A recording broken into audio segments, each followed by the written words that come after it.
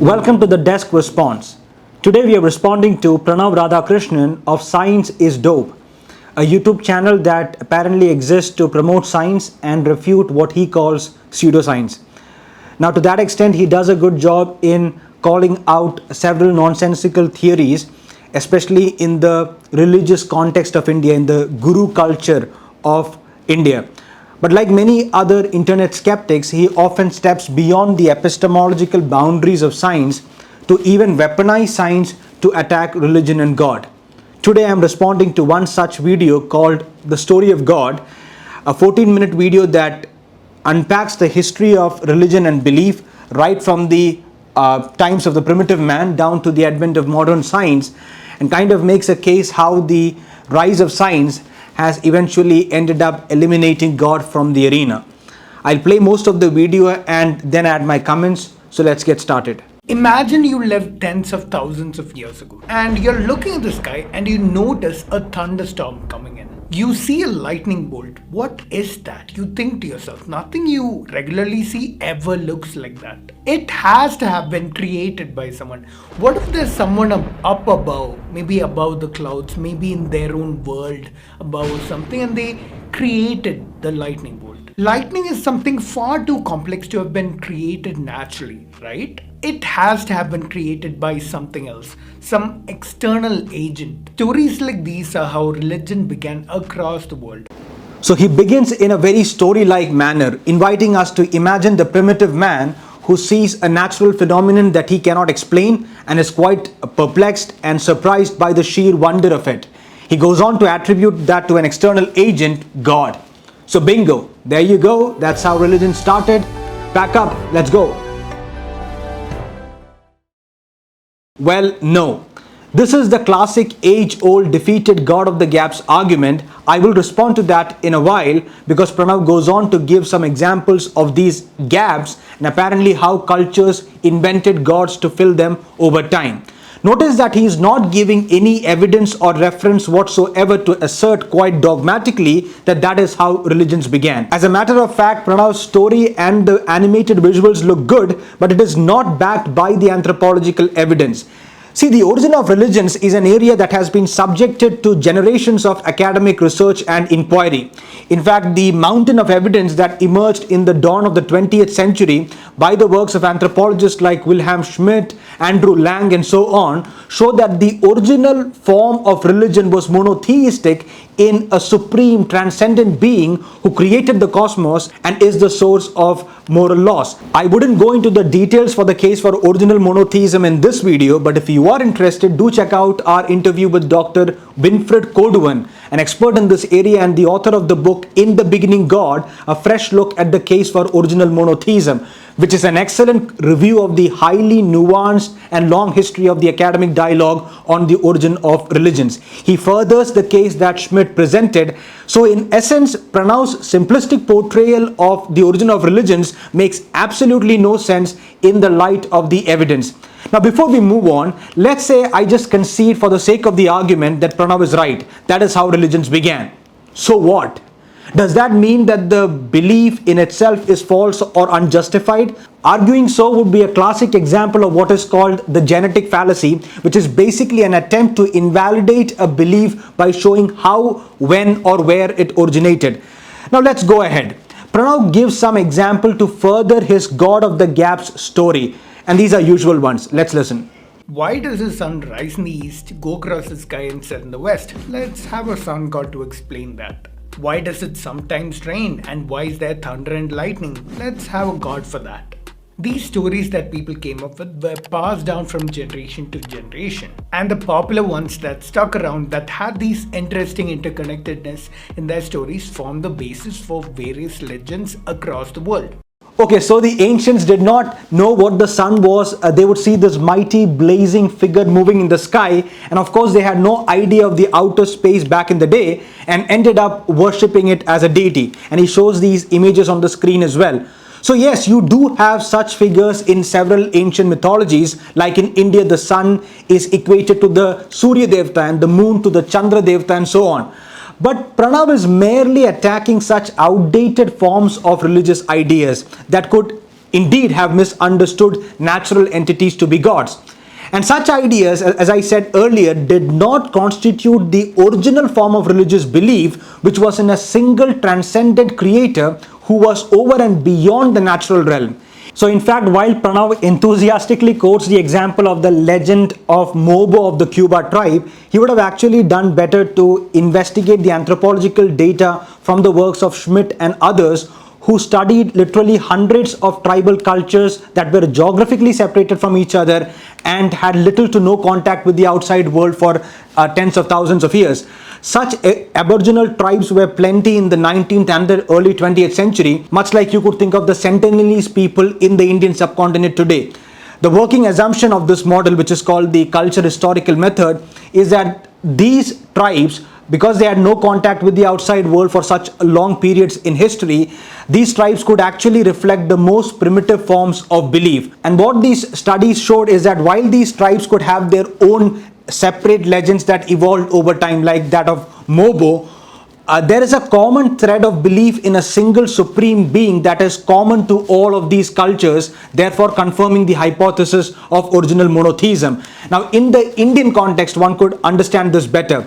How you still have the strong tradition in Orthodox Hinduism that maintains that the religion was originally monotheistic, and polytheistic and pantheistic and even animistic ideas devolved out of it over time. Now, interestingly, of the tribes that Schmidt studied, the original monotheistic idea prevalent in these cultures bore startling similarities with the description of the God of the Bible. So while the sun god and the moon god easily fit into Pranav's convenient narrative, the Judeo-Christian idea of God is entirely unique. Obviously, the author of Genesis, writing thousands of years ago, was as clueless about these objects in the outer space as were the cultures of his day. But he writes in what is rather revolutionary in the opening chapter of Genesis that God created the sun, God created the moon. Those weren't gods, but he who created them, he is God. In fact, the author of the Pentateuch goes on to explicitly warn against the worship of the sun or the moon or any such natural entities. And I cannot stress how foundational this idea is to the birth of modern science. The very distinction between the creator and the created, the contingency of nature. Okay, let's move further. From God of the Gaps, what is he getting into next? What's the common theme here?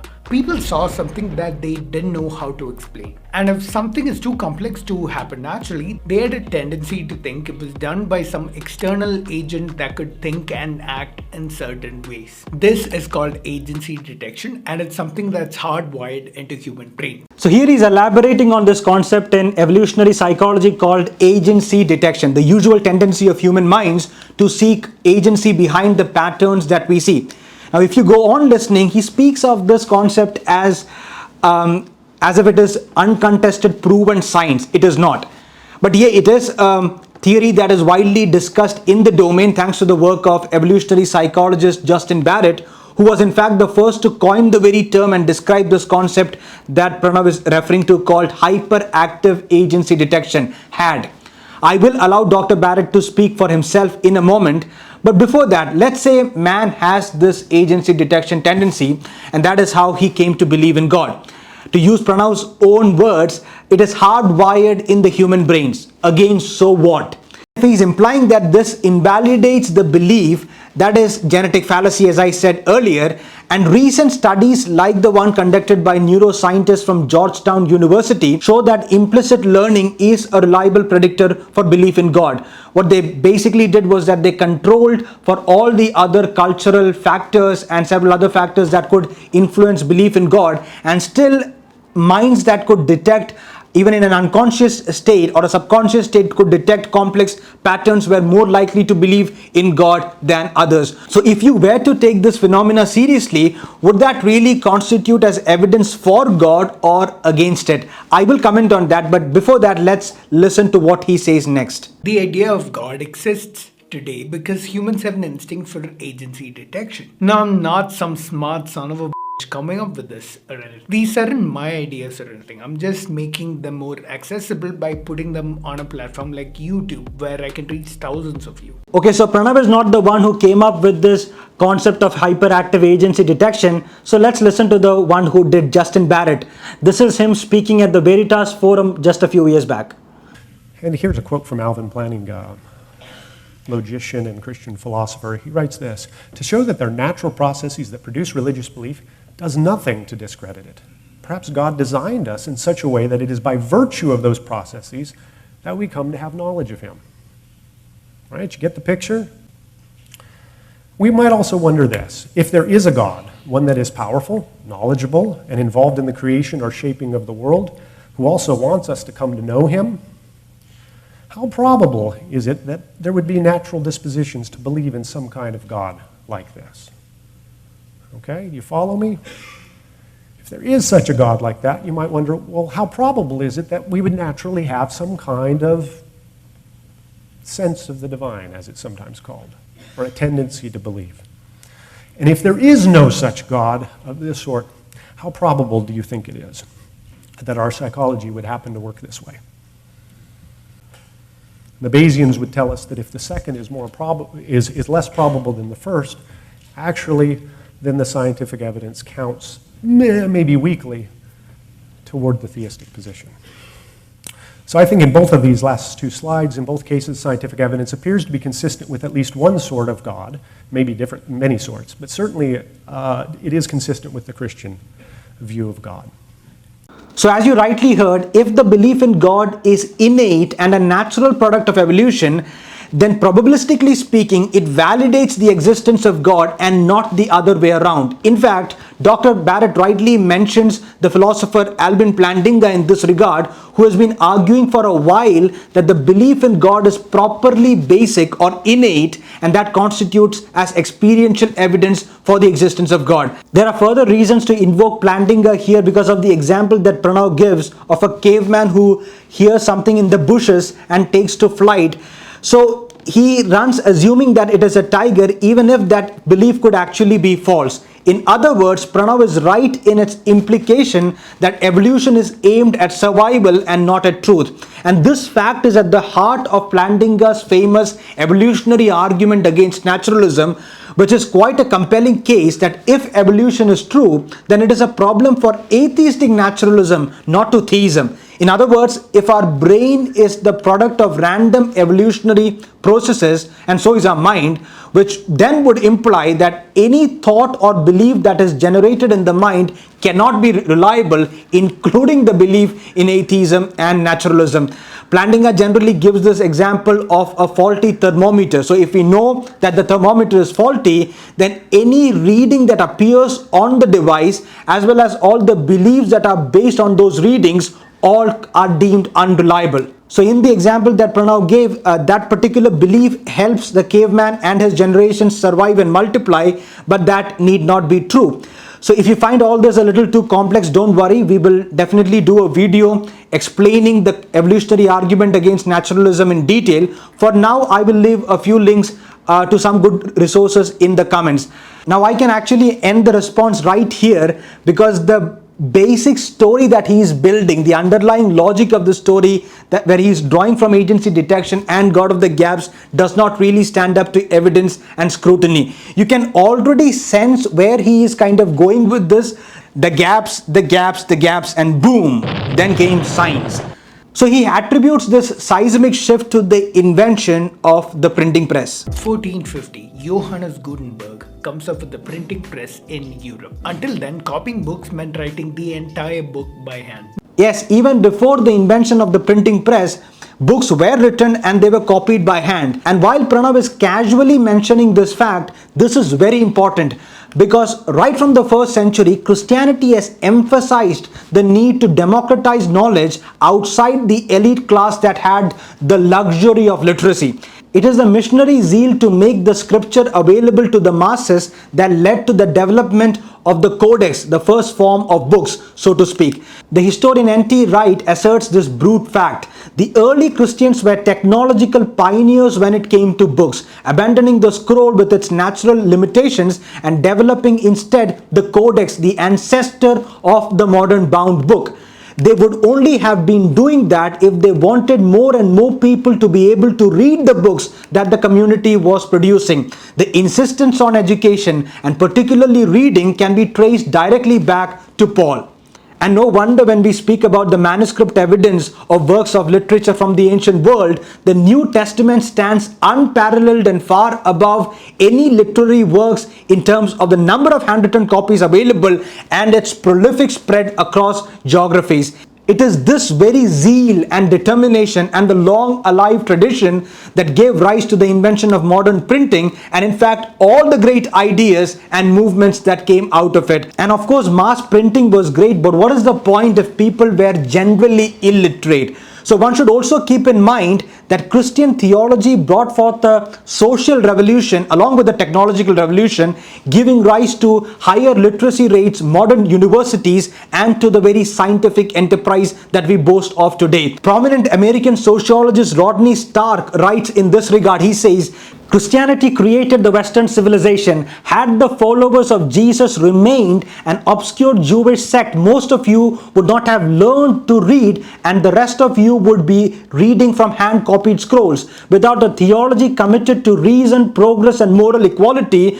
today the entire world would be about where the non-European societies were in, say, 1800. A world with many astrologers and alchemists but no scientists. A world of despots lacking universities, banks, factories, eyeglasses, chimneys, and pianos. A world where most infants do not live to the age of 5 and many women die in childbirth. A world truly living in the dark ages. In fact, the first book to be produced by Gutenberg was the Gutenberg Bible, which was also the first mass-produced book. Apparently, he printed at least 200 copies of the Bible during his lifetime. And I have more to say here on the printing revolution, but I'm quite kind of curious where Pranav is going with this. Let's listen further.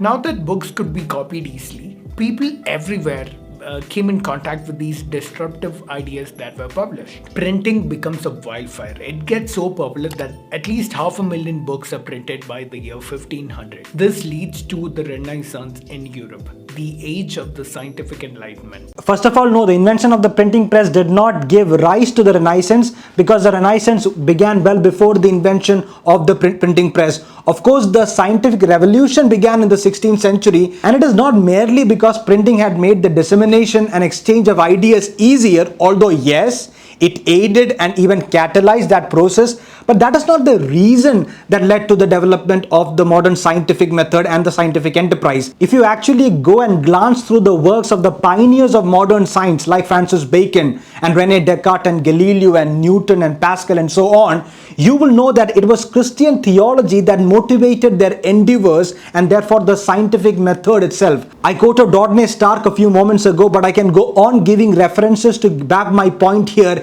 In fact, virtually all historians of modern science today agree that Christian theology and institutions gave rise to what in time came to be called as modern science. See, internet skeptics have this tendency, and I see that as implicit in Pranav's commentary as well, to ignore or conceal the historical and theological background of the movements like the Renaissance and the scientific revolution. Plus, it is also very interesting that he conveniently makes no mention whatsoever of the Reformation. If you notice, he shows this screenshot on the screen of an article published in Life Science a couple of years back, how Gutenberg changed the world. Much of what he actually says here is carefully cherry-picked from this article, but it also mentions the Reformation and Martin Luther's 95 Theses. In fact, Luther is considered as the first best-selling author in history, publishing millions of pamphlets during the Reformation period. Plus, that article also mentions, as I said earlier, of the lack of literacy in this era, and historians today agree that the Reformation's insistence of making the Bible available in the vernacular languages of the day was the biggest push forward towards universal literacy. And there I agree with Pranav when he says that the invention of the printing press meant that people everywhere came in contact with these disruptive ideas. Yes, the core liberating virtues of the Reformation came directly from the Bible, and they were disruptive. Ideas like the separation of religion and state that dominated the political philosophy of the later Enlightenment era has its roots in the Protestant movement. And thankfully, not just in Europe, missionaries took the printing technology to the underprivileged world outside the West. For instance, in India, the first printing press arrived in the 16th century, and the operations were set in motion by the Spanish missionary Juan de